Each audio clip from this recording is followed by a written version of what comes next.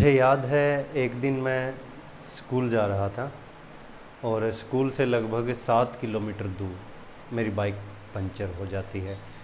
Bike puncture हो गई। Obviously मैं हर रोज़ वहाँ से जाता हूँ तो मुझे दुकानों का पता था। मैं जिस रोड पे मेरी बाइक पंचर हुई थी उस रोड पर लगभग 7-8 दुकानें पंचर लगाने वालों की थी।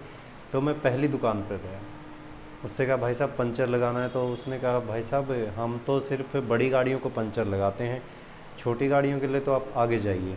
मैंने कहा आगे कहाँ? बोला आगे वाले से पता कर लीजिए आप।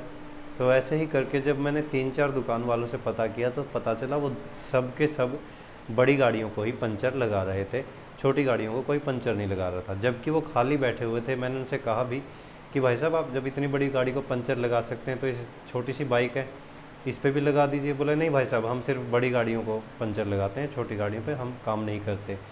तो मेरे को जब वो दुकान दिखाई दी, उस दुकान का पता चला जहाँ पे वो बाइक को पंचर लगा रहा था, वहाँ हम गए तो हमने देखा वो आदमी बहुत बिजी चल रहा था।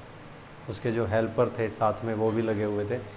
वो अकेला काम नहीं कर रहा था, 2-3 हेल्पर के साथ में काम कर रहा था और फिर भी बिजी चल रहा था। वहाँ जो पीछे मैं दुकानें छोड़ के आया था, 5-6 दुकानें छोड़ के आया था, वहाँ सब खाली बैठे हुए थे, किसी के पास कोई काम नहीं था। मैं उसके पास बैठ गया, हाँ भाई साहब पंचर लगाना है। बोला अभी लगाते हैं भाई साहब। और उन्होंने अपने एक हेल्पर को भेज दिया मेरे पास और वो काम पे लग गया। फिर वो खुद आ गए और उन्होंने काम शुरू कर दिया और पंचर लगाने लग गए। इस बीच मैंने देखा लगभग 20 मिनट लगे होंगे इस काम में।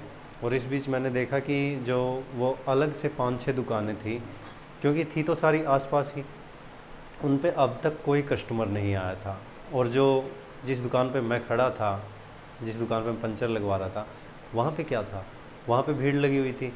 पूछ पूछ के जा रहे थे लोग, भाई साहब कितनी देर में आए, मैं गाड़ी का टायर खोल रहा हूँ क्या, भाई साहब कितनी देर में आप मेरी गाड़ी का पंचर लगा देंगे, किस टाइम आना है।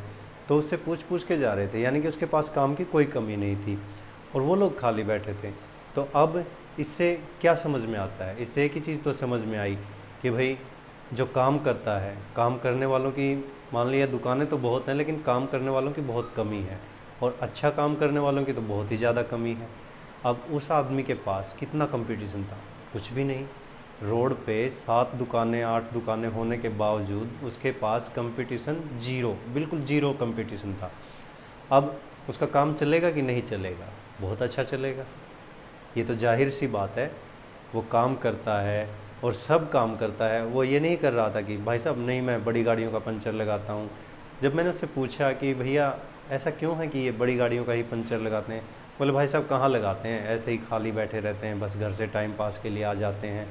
और पंचर लगाना हो तो वही छोटे से ही तो शुरुआत होती है बड़े की। अब इन्होंने तो शुरुआत भी नहीं की, सीधी मशीन ले आए, बड़ी गाड़ियाँ खोल कर एक आ जाता है, कोई चलता ग्राहक मिल जाता है, उसी से 200-250 रुपये ले लेते हैं, बस उसी में काम चल जाता है इनका। और अगर काम करने वाला हो कोई तो सारा काम करेगा ही। मैंने कहा बात तो भैया ठीक है तुम्हारी। तो उससे मुझे यही समझ में आया कि भाई जब हम कोई काम करते हैं तो उस काम में हमें ये नहीं सोचना चाहिए कि भाई ये काम छोटा है, ये काम बड़ा है। जो चीज़ हमने सीख ली उसको करो, और उसको करेंगे तो हमारे पास कंपटीशन बहुत कम होगा। कंपटीशन कम होगा तो हमारे कामयाब होने के चांस ज़्यादा बढ़ जाएंगे। बस आज इसी बात के साथ मैं पवन पवार आपसे इजाज़त चाहता हूँ। अगली वीडियो में फिर मिलेंगे।